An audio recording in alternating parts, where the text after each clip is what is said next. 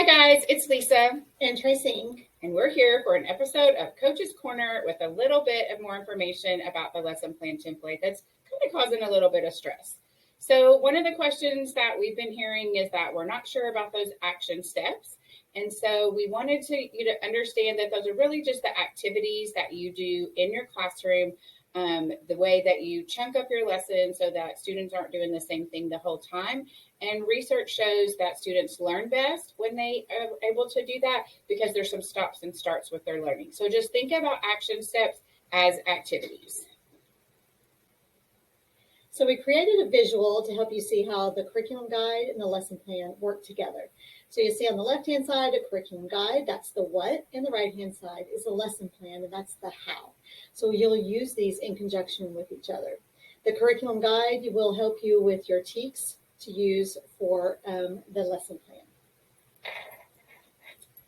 And some other questions we were getting about where do all the different parts of the Fundamental 5 fit into the actual lesson design. So once again, we created a visual so you can see what that looks like and how it can play out in your classroom.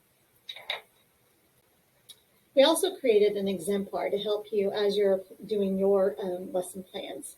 So just kind of going back to the we will and I will statements in the lesson frame.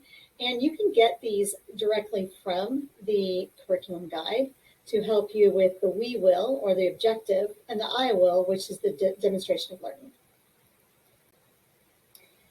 And we know that when it got to the seed questions and the action plan that it seemed a little confusing because the seed question was first and it seemed a little backwards. And even for us, we talked about it. We were like, oh, we don't know. But when we did some digging with the people that came up with the plan, they really wanted the seed question to be first on the lesson plan, even though you wouldn't necessarily use that you're not going to do it that way in your lesson when you deliver the lesson delivery. But we want you to really be thinking about backwards planning. So you want to think about what is it that you want your students to do, and then come up with the activity for them to learn it versus this is the activity I want to do. Now what question do I want to ask? And those questions, they can come from your IFD. There's lots of places for good questions. So think about it in that way, that we're looking at backward lessons of design, which is also considered to be more effective and really help students learn better.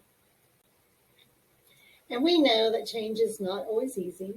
So we're going to bear with you and you bear with us as we work through and figure out how to make the great lesson plans. They won't be perfect from the beginning, and no one is expecting them to be perfect from the beginning. So we'll work together and learn together, and we are here to help you. Let us know how we can help.